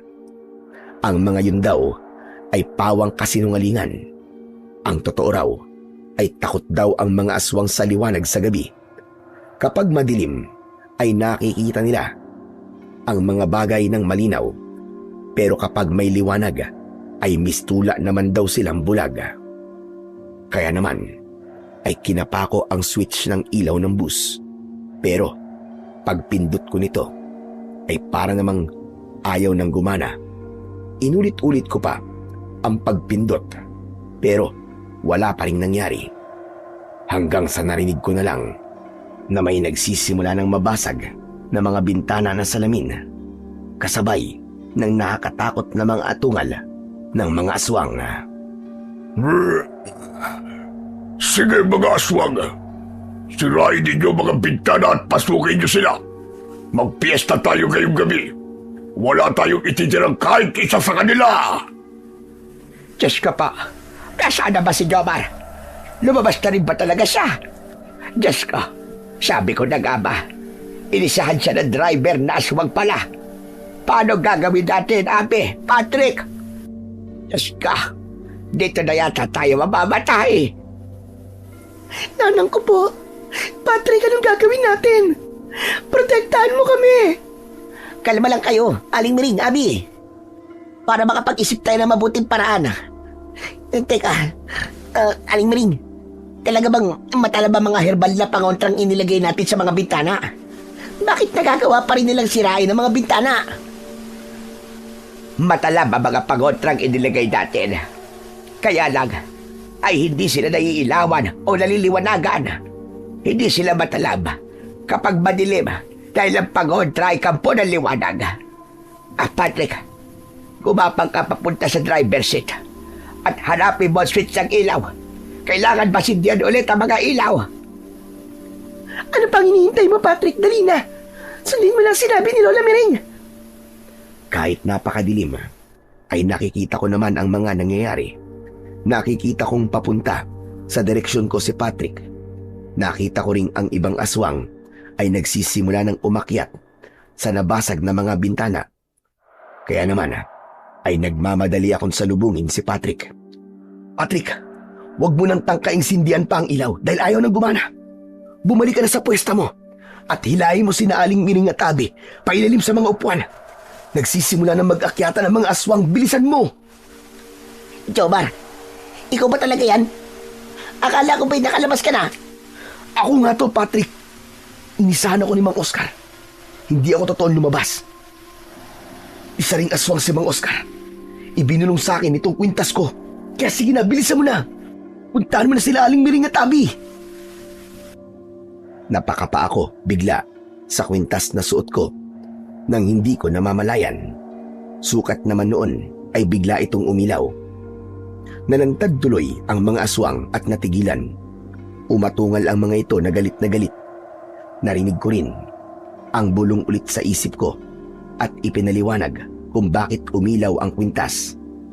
Yung pala ang kailangan para maitaboy ang mga aswang at para mas tumalab ang mga halamang pangontra na inilagay ni na Aling Miring sa mga bintana. Jomar, nandito ka lang pala. Salamat naman. Oh, umiilaw ang kwintas mo. Gumagana na ang kwintas ni Popong. Lalapit sana sa amin ni Patrick sina Aling Miring at Abby, pero biglang may isang aswang na desperadong dumukwang sa bintana sa tapat mismo nila. Hindi namin inaasahan ang sumunod na nangyari. Naabot ng aswang ang braso ni Aling Miring at kahit napapaso na ito dahil sa halamang pangontra, ay sinikap pa rin itong hilain si Aling Miring. Jomar! Tulungan mo ako! Tulong! Ayoko makuha ng aswang! Lola Miring! Hindi! Hilahin mo si Lola Miring, Patrick! Hilahin mo si Lola, dali! Tinangkang hilahin ni Patrick si Aling Miring, pero alalay lang para hindi naman mapuwersa ang manipis na braso ng matanda. Ako naman, sa pagkakataranta ko, ay naisipan kong kumuha ng ilan pang herbal na halaman sa bayong ni Aling Miring. Dinamihan ko. Tinakbo ko si Aling Miring pagkatapos at sinimulang hampas-hampasin ng halaman ang kamay ng aswang. Inabutan ko rin ng ilan sina Abby at Patrick. Abby, Patrick, pagtulungan nating hampasin ang aswang hanggang sa mabitiwan si Aling Miring. Sige, mapasok kang hayop na aswang ka! Mapasok ka! Wala kayong makukuha sa amin kahit isa. Hindi kayo magtatagumpay ngayong gabi. Akala nyo Pero kahit halos umuusok na at nagsisimula ng malapnos ang balat ng kamay ng aswang, ay determinado pa din itong makuha si Aling Miring. Itinutok ko na rin sa mukha nito ang nagliliwanag kong kwintas. Sa wakas, ay nasilaw naman ito at napapaungol na tinakpan ang mga mata. Nabitiwan ito si Aling Miring at dahil hila-hila pa rin namin ng matanda, ay sabay-sabay pa kaming natumba. Dahil naman dito, ay nadaganan ako ni Patrick pati ang umiilaw kong kwintas. Bunga nito ay dumilim ulit ang paligid na siya namang sinamantala ng mga aswang na muling makadukwang ng pasahero. Diyos ko po, ang kwintas mo, Jomar, natakpan. Bumangon ka, bilisan mo. Baka may makuha na naman. Walang dapat na makuha sa atin kahit isa. Pagbangon ko nga at nang muling kumalat ang liwanag ng kwintas ko, ay nakita kong sunod-sunod palang nagdukwangan ang mga aswang. Kaya naman ay halos mag-iyakan na ang lahat ng pasahero nang dahil sa labis na takot.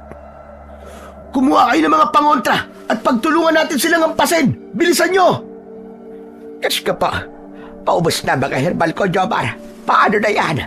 Kailangan may iba pa tayong gawin. Ano kaya? Kung balikan mo ang switch ng ilaw, Patrick, kami na bahala rito. Subukan mong ayusin at baka may sinira doon ng hayop na driver kanina. Ano ba yan? Nakakatakot na. Patrick, sundin mo na lang ang sinabi ni Lola Miring. Pero mag-iingat ka.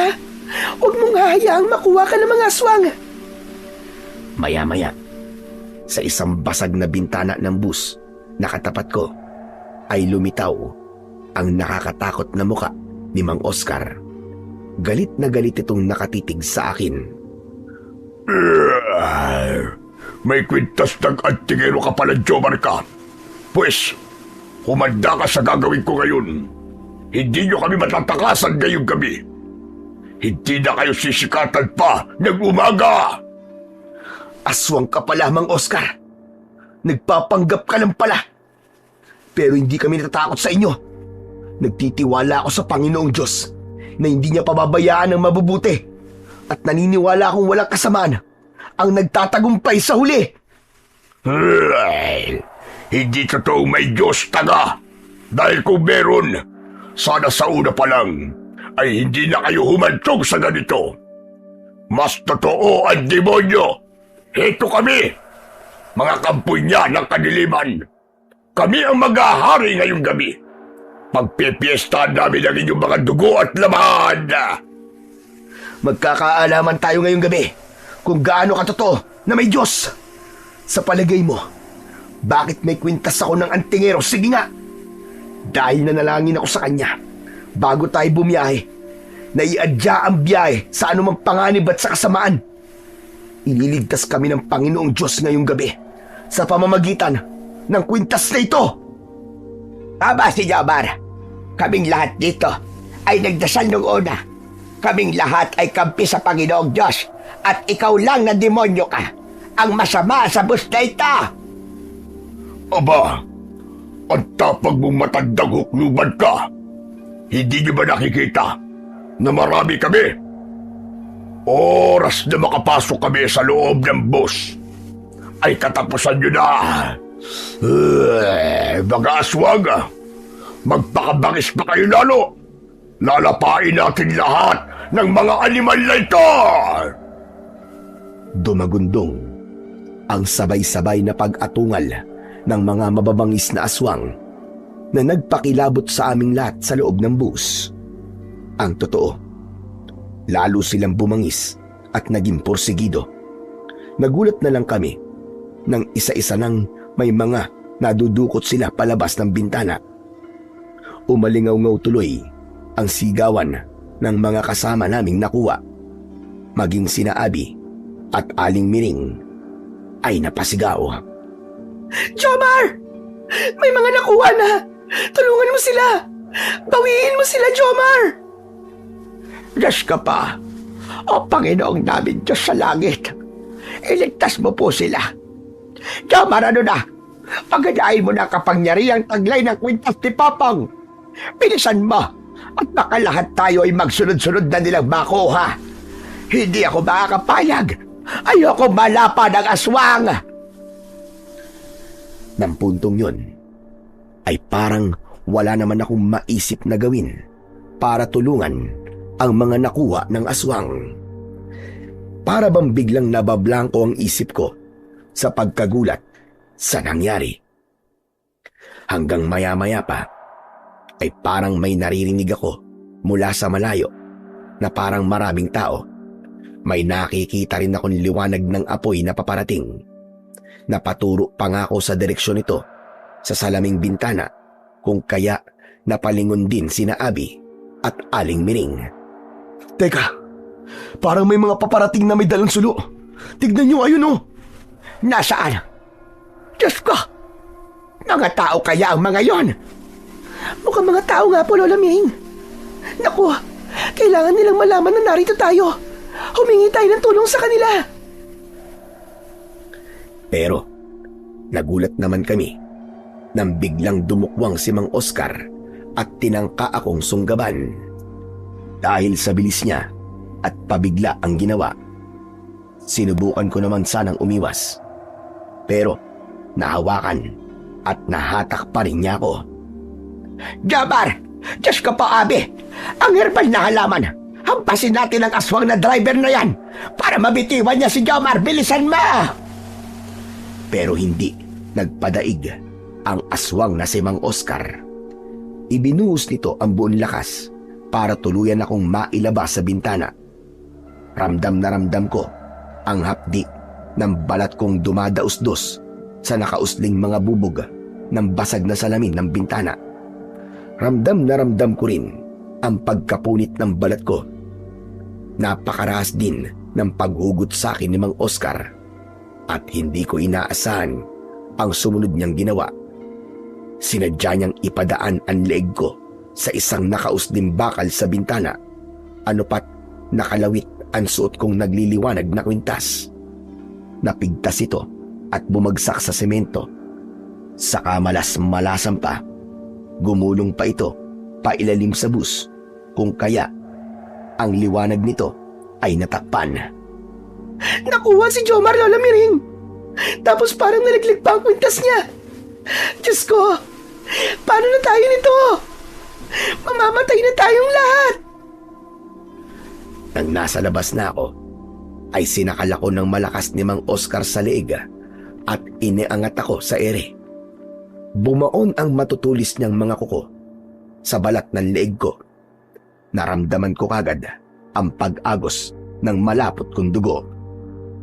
Sa wakas, nakuha rin kitang animal ka. Ngayon, katapusan mo na!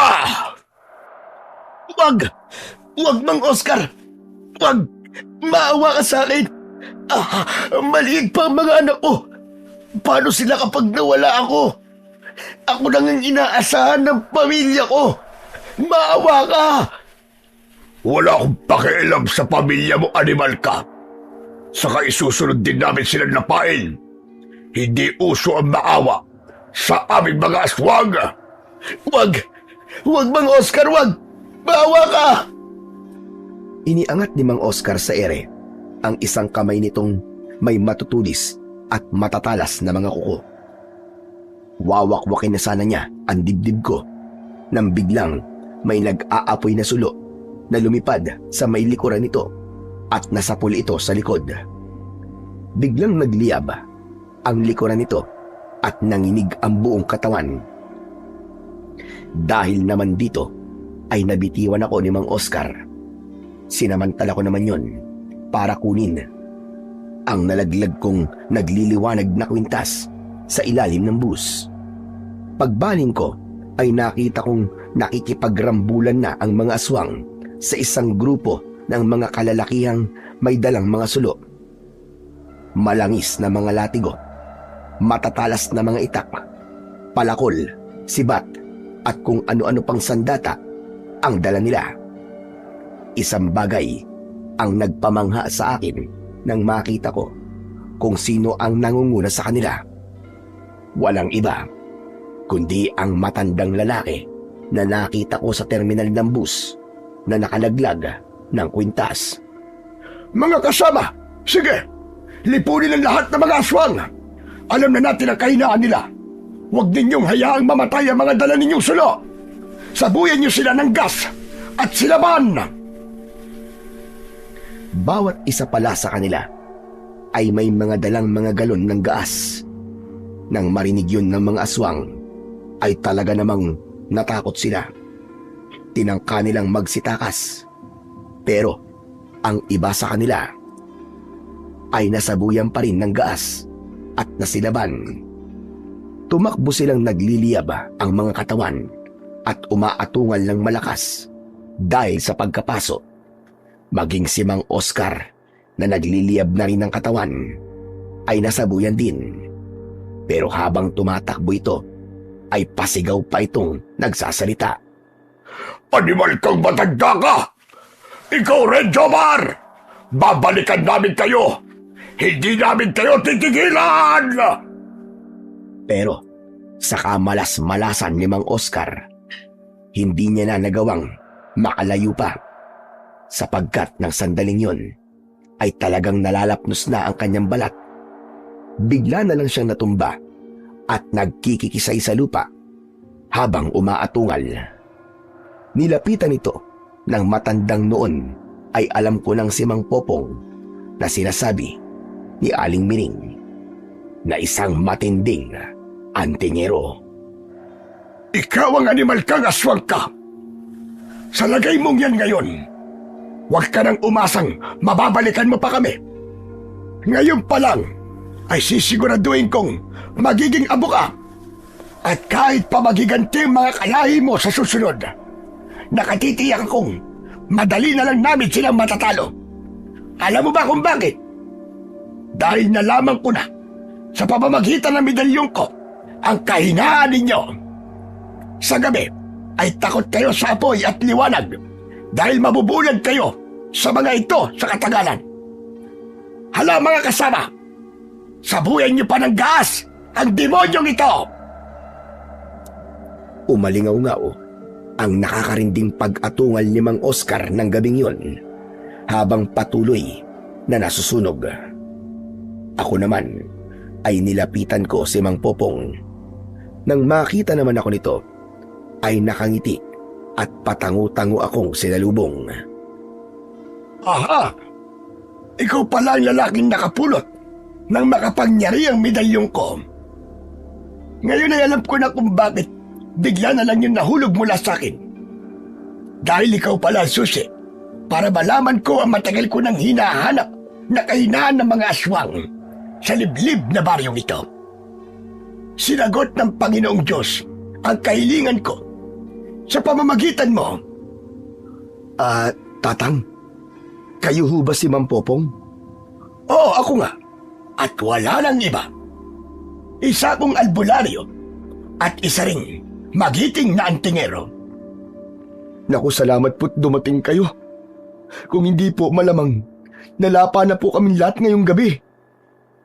Hinintay ko lang talaga ang pagkakataon na malaman ko kahinaan ng mga aswang dito. Nalaman ko yon sa pamamagitan niyang medalyong ko na nasa iyo. Ang driver mong aswang mismo ang nagkanulo sa sarili nilang sikreto. Iisaan ka sana niya, pero sila naman ang naisahan ng medalyon ko. Paulit-ulit akong nagpasalamat kay Mang Popong. Ang kwintas o medalyon niya ay isasauli ko sana, pero tinanggihan niya. Hindi na! Iyo na yan, iyo, simula ngayon. Itago mo yan. Simula ngayon, iyo, ay isa ka na ring antingero.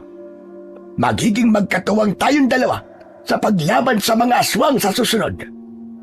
Babalik tayo sa baryong ito para ubusin silang lahat. Gagawa na lang ako ng panibago kong medalyon. Seryoso po kayo, Tatang? Naku, maraming salamat po. Gusto ko po yan. Ang maging tagapagtanggol ng mga tao laban sa mga aswang. Nang gabing yon, matapos naming maitaboy ang mga aswang, ay binalikan na namin ang bus. Sakto namang pagbaling namin dito ay sumindi na ang mga ilaw ng bus na naayos na rin pala ni Patrick. Ang mga nakuha ng mga aswang mula sa bus ay nailigtas din ng mga kasamahan ni Mang Popong.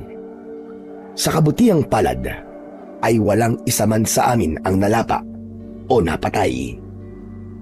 Nasugatan ay meron at kabilang na ako ron, pero gagamutin daw kami ni Mang Popong. Sumakay kaming lahat sa bus kasama si Mang Popong, pati na ang mga kasamahan nitong mga kalalakihan. Nang paandarin ko na ito at paharurutin, ay tinangka pa ng ilang mga aswang na nagtatago lang pala sa paligid-ligid na habulin kami. Pero wala na silang nagawa pa. Halatang ayaw talaga nilang makatakas kami pagkat wala silang malalapa at mapagpepiesta ang mga laman at dugo. Sa gabing yon, isang katakot-takot na karansan ang mapaharap sa mga aswang. Talagang nakakakaba at nakakapanindig ng balahibo. Pero sa karanasan kong yun ay marami akong natutunan.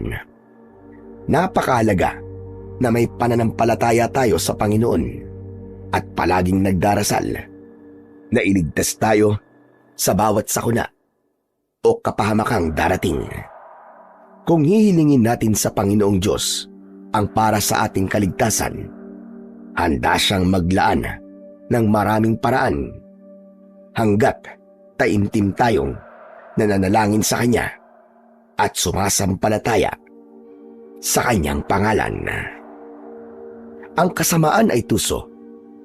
Marunong silang magpanggap tulad na lamang ni Mang Oscar na aakalain mong isa lamang ordinaryong driver na pala kaibigan at madaldal.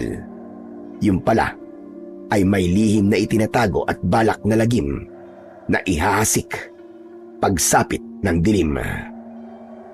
Napakamahalaga na maging alerto tayo palagi. Huwag basta-basta magtitiwala sa kabaitang ipinapakita sa atin ng mga nakakasalamuha natin, lalo na sa mga taong hindi pa natin lubos nakilala. At pinakamahalaga sa lahat, huwag na huwag tayong kakapit sa kasamaan. Sa kabutihan lang tayo kumapit. Dahil sa pagitan ng kabutihan at kasamaan, palaging ang kabutihan ang nananaig sa huli.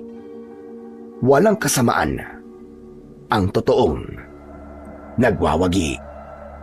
Hanggang dito na lamang po ang aking kwento. At sana may napulot kayo na magandang aral. Sa kwentong ating napakinggan, sa kabila ng lahat ng unos, sa gitna ng mga luha at takot, At kahit sa harap ng mga puwersang nagtatangkang magdala ng kadiliman sa ating buhay, nananatiling buhay at makapangyarihan ang kabutihan ng Diyos. Hindi niya tayo kailanman iniwan, ni pinabayaan man sa alinman pagsubok. Ang panalangin ay hindi lamang mga salitang binibigkas. Ito'y tulay ng ating kaluluwa patungo sa Kanya.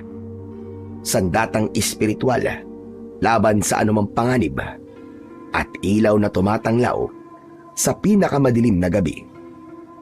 Nang ialay ni Jesus ang kanyang sarili sa krus ng Kalbaryo, binuksan niya ang pintuan ng kaligtasan at ipinangako ang buhay na walang hanggan sa bawat pusong tunay na sumasampalataya sa kanyang pangalan. Sa bawat sugat ay may kagalingan, sa bawat takot ay may kapayapaan, at sa bawat laban ay may katiyakan ng tagumpay. Sapagkat ang Diyos na nagligtas sa atin noon ay siya ring Diyos na patuloy na magliligtas sa atin ngayon at magpakailanman. Sabi nga sa 1 Kabanata 3, Talata 16, sapagkat gayon na lamang ang pag-ibig ng Diyos sa sanlibutan, na ibinigay niya ang kanyang bugtong na anak, upang ang sino man sa kanya'y sumasampalataya ay huwag mapahamak, kundi magkaroon ng buhay na walang hanggan. Sa Diyos na makapangyarihan tayo ay ligtas. Ngayon, bukas, at magpakailanman. Maraming salamat po sa walang sawang pagsuporta at pakikinig sa aking mga YouTube channel na The Voice Addict at mga kwento ni Apong Isaac. Hanggang sa muli, at pagpalain po nawa tayong lahat ng Diyos na may kapal.